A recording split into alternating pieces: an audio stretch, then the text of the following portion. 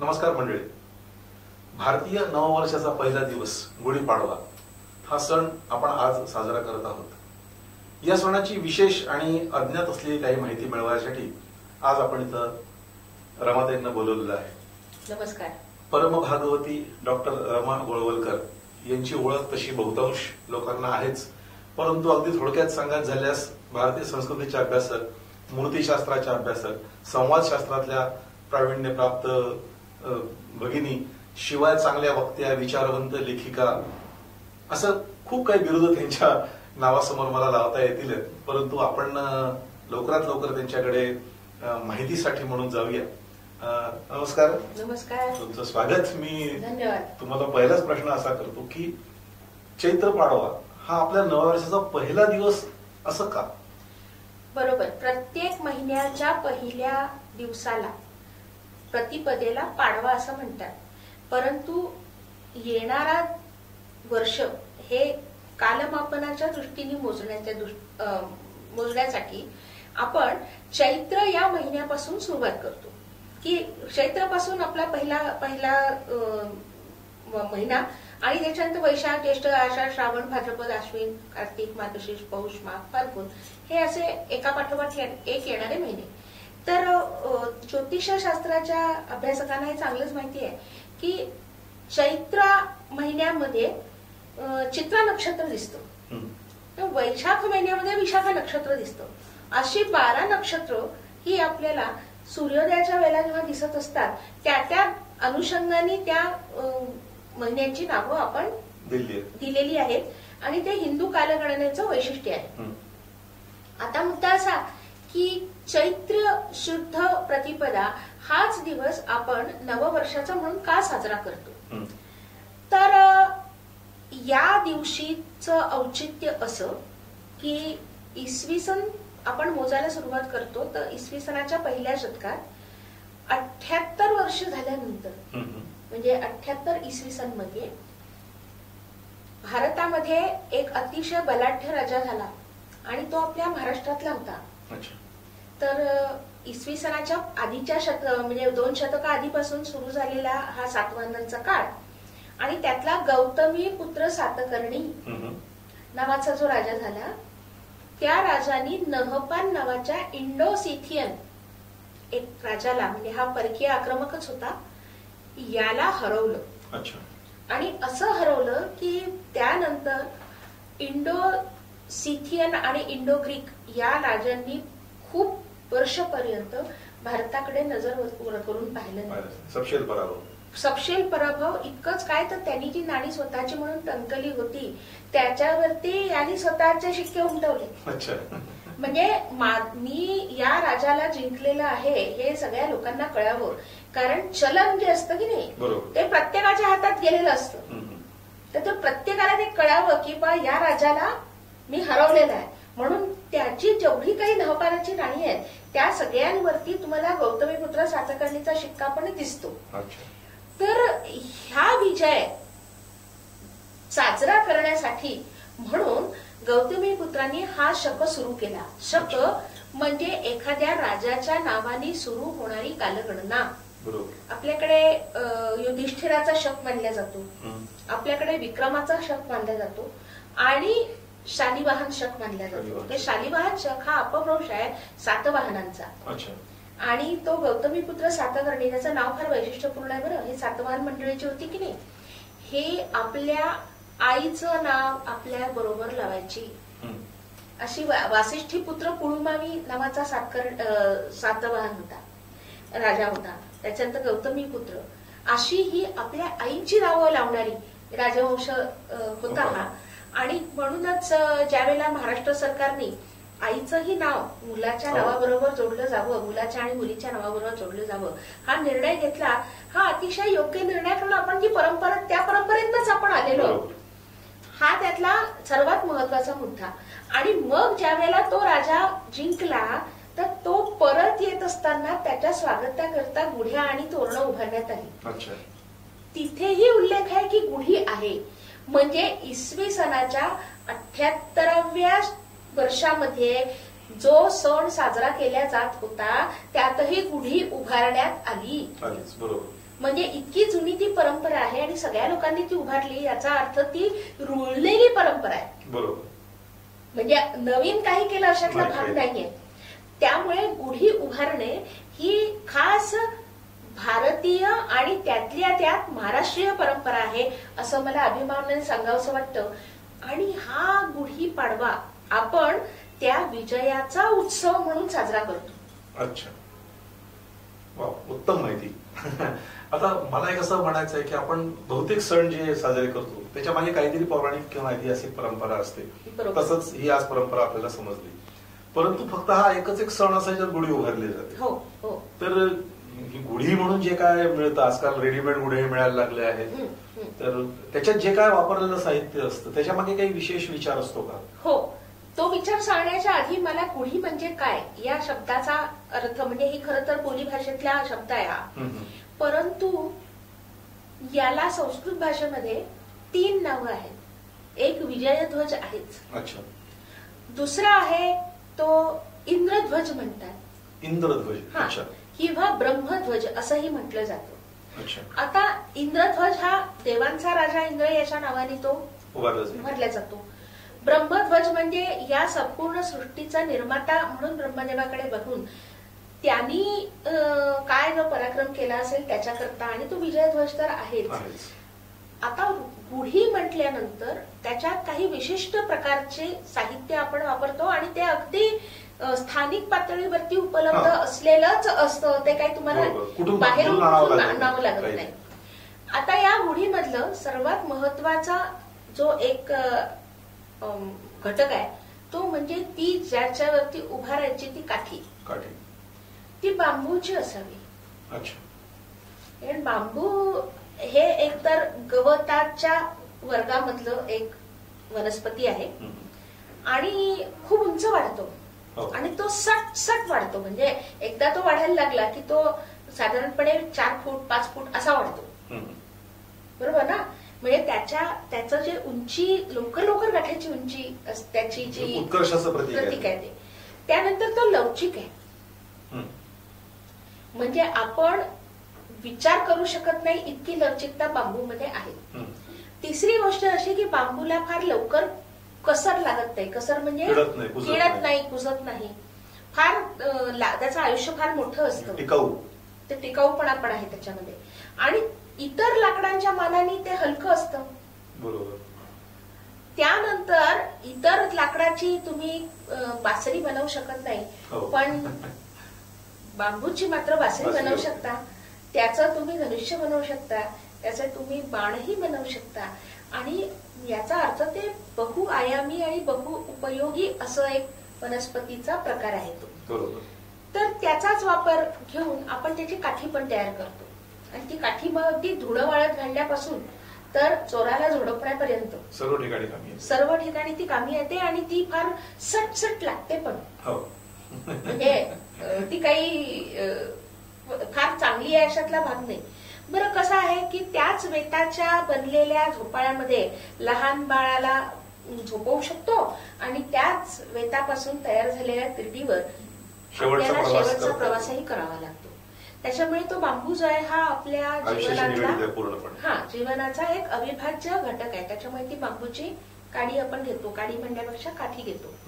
आणि त्याच्यावरती मग काय काय बांधतो तर सर्वात आधी एक भरजरी वस्त्र त्याला असतं. त्याच्यानंतर त्याच्यामध्ये एक आंब्याची डहाळी असते आणि फुलं आलेलं या ऋतूमध्ये कडुलिंबाला फुलं आलेली असतात. मोहर असतो. तर कडुलिंबाचा मोहर म्हणता येईल का त्याला? कारण की ते एक स्वतंत्र फूल प्रत्येक असतं. तर त्याचा घोस असतो, परंतु ते फूल प्रत्येक स्वतंत्र दिसतं.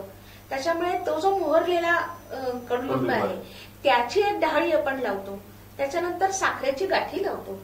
आणि मोगरा किंवा या ऋतूमध्ये एखादं जर सुगंधित पुष्प असेल किंवा फूल असेल तर त्या फुलाची माळ पण लावतो. आता तुम्ही बघा, हे सगळं केल्यावरती त्याच्यावरती एक उलटा एकतर चांदीचा, चोरीला जायची भीती असेल तर पितळेचा, आणि तोही चोरीला जायची भीती असेल तर तांब्याचा. याच्या व्यतिरिक्त म्हणजे सोन्याचा तुम्ही लावू शकता, पण सोन्याचा तांब्या म्हणजे खूपच तुम्ही अंबानी वगैरेच असले पाहिजे. म्हणून मी आणि काय परंपरागत आपल्याकडे चांदीची भांडी असतात. सांगण्याचं तात्पर्य असं उलटा तांब्या ठेवल्या जातो. आता हे सगळं चित्र आपल्याला अगदी स्पष्टपणे डोळ्यासमोर दिसतं, त्याच्यामुळे मी एक एक वर्णन करायला सुरुवात करते. काठीचं वर्णन मी तुम्हाला सांगितलं. त्यानंतर तुमच्या आयुष्याचं वस्त्र हे भरजरी असावं. बरोबर. आता आयुष्याचं वस्त्र म्हणजे त्याच्यात दुःखाचे ताणे बाणे असतात, सुखाचे आणि सुखाचे. म्हणजे आपल्याला गदी माडगुळकरांचे शब्द जर उधार घेता आले तर मी ते निश्चित घेईन. एक धागा सुखाचा, 100 धागे दुःखाचे, जरदारी हे वस्त्र मानावा तुझ्या आयुष्याचे. तर हे ते वस्त्र आहे. बरोबर. परंतु वस्त्र हे फक्त आयुष्याचं प्रतीक आहे का, तर नाही, ते समाजाचे प्रतीक आहे. We always call it a social fabric. हो, बरोबर. कारण समाज हा देखील असाच उभ्या ताग्यांनी, उभ्या आडव्या ताग्यांनी वेढला असतो आणि तो एका ताग्यासारखा अखंड असतो. बरोबर. त्यामुळे आमचा समाज आणि आमचं आयुष्य हे भरजरी असावं ही अपेक्षा त्यातून व्यक्त केली.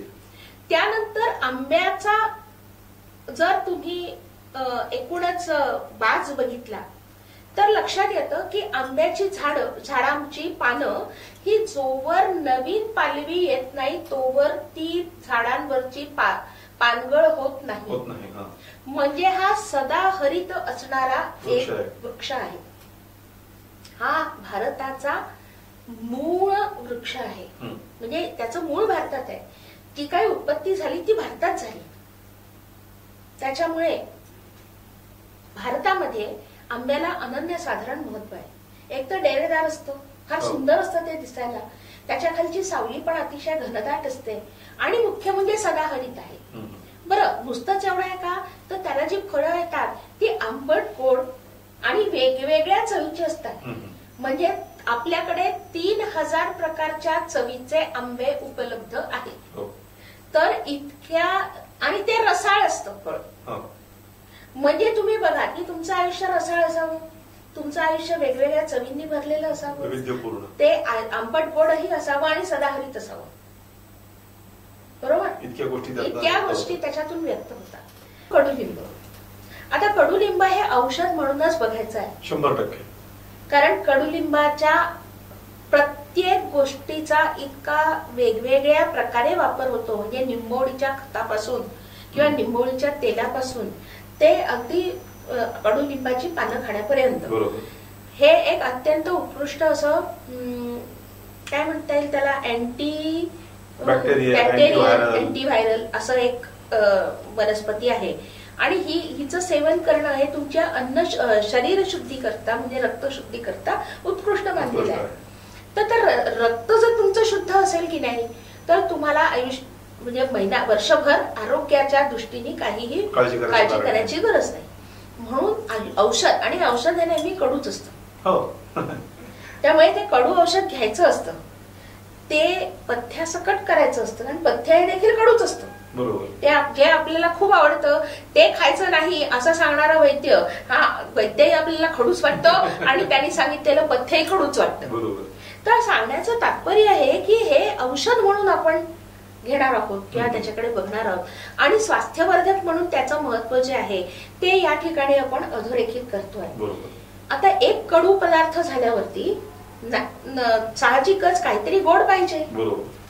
मग गोड म्हणून काय आलं, साखरेची गाठी आली. आता हे सगळं कुठून बाहेर पडतंय, तर ते उलट्या तांब्यातून बाहेर पडतंय. म्हणजे सतत पडत राहिले, ते थांबणार नाही कधी. ते तर आहेच, परंतु उलट्या तांब्या हे गर्भाशयाचं प्रतीक आहे. अच्छा. कारण स्त्रीच्या गर्भाशयाकडे जर तुम्ही लक्षपूर्वक बघितलं तर ते वरच्या बाजूनी मंद असतं आणि त्याचं जे तोंड आहे ते खालच्या बाजूला असतं. तर हे म्हणूनच पूर्वीच्या काळी जेव्हा 4 दिवसाचा ऋतू काल असायचा स्त्रीचा, त्याला मासिक पाळी असं म्हणतात, तर ती मासिक पाळीतून जाणाऱ्या स्त्रीचं जे तिथे तिला वेगळं बसवलं जायचं, तिच्या कारण काय ते नंतर बोलूया, पण ते वेगळं बसल्या जायची ती, आणि तिच्याजवळ एक उलटा तांब्या ठेवलेला असायचा. हे प्रतीक आहे, न सांगता लोकांना कळायचं की ही ऋतुमती आहे. बरोबर. हिला सध्या तुम्ही त्रास देऊ नका. तिचे हार्मोन्स जे आहेत ते वेगवेगळ्या पातळ्यांवरती आहे आणि त्याच्यामुळे तिची चिडचिड होऊ शकते. तिला त्रास देऊ नका, म्हणजे तिची चिडचिड होणार नाही. तिला कोणत्याही प्रकारचा तणाव निर्माण होईल असं काही करू नका. तिला आराम करू द्या. तर हा आराम करू द्या ह्याचं द्योतक म्हणून ते उलटा तांब्या ठेवलेला असायचा. कोणी तिला काही काम सांगायचं नाही, कोणी तिला काही कोणत्याही प्रकारे तिला म्हणजे डू नॉट डिस्टर्बचा आजकाल जसा बोर्ड लावतात की नाही तसा तो तांब्या उलटा ठेवला जायचा. त्यामुळे हा उलटा तांब्या हे स्त्रीच्या गर्भाशयाचं प्रतीक आहे. काळाच्या गर्भात शयात बरोबर आमच्यासाठी हे जे पुढचं भविष्यकालीन 1 वर्ष आहे त्यातून आम्हाला काय काय अपेक्षा आहेत. तर भरजरी वस्त्राची, आयुष्य हे आमचं भरजरी वस्त्रासारखं असावं, गोड असावं, निरामय असावं आणि सदाबहार असावं. या 4 गोष्टी जर तुम्हाला मिळवायच्या असतील तर तुम्हाला वेताच्या काठीसारखं दीर्घायुषी, लवचिक आणि कुठल्याही प्रकारचे रोग न लागू देणे या काठीचा आधार घेऊनच हे सगळं उभारायचं आहे. हे सांगणारी ती विजयध्वजा, विजय पताका किंवा इंद्रध्वजा किंवा ब्रह्मध्वजा आहे. आता या दिवसापासून मग आपलं आयुष्य नव्यानं सुरू होणार. बरोबर. परंतु ही आपण का उभारतो? कशावरती विजय मिळवला आहे? मला असं वाटतं मागचं वर्ष कसं काय गेलं ते त्याच्यात आपण विजयी राहिलो आहोत.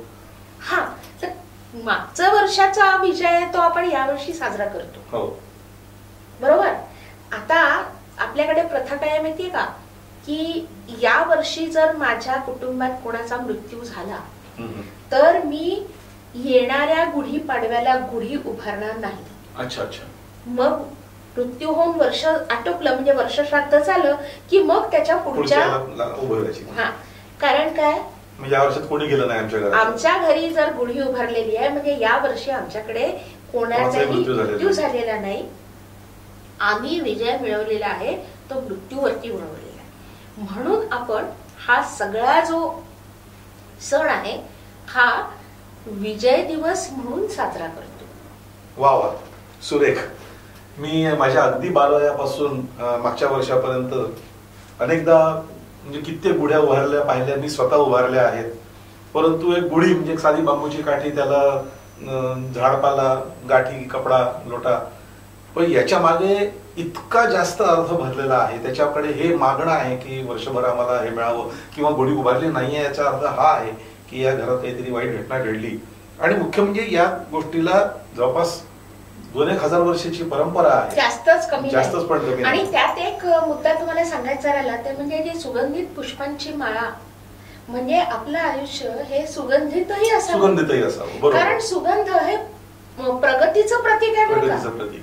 कारण कुठलीही गोष्ट जर सडक असली तर त्याचा अतिशय घाण वास येतो आणि कुठलीही गोष्ट उमलत असली तर त्याचा सुगंध येतो. त्याच्यामुळे आमच्या आयुष्यामध्ये प्रगतीचेही वेगवेगळे टप्पे यावेत. बरोबर. हे या वर्षाकडनं आमची अपेक्षा आहे. हे मागण्यासाठी सुद्धा ती गुढी उभारली आणि त्याचं पूजन केलं. तर इतकी महत्वाची माहिती आज तुम्ही आम्हाला दिलीत, खरोखर तुमचे मनापासून आभार. आणि मला असं वाटतं की अशा अनेक वेगवेगळ्या परंपरा जाणून घ्यायसाठी आम्हाला तुमच्याकडे यावं लागेल. तुम्ही याल याची खात्री आहे.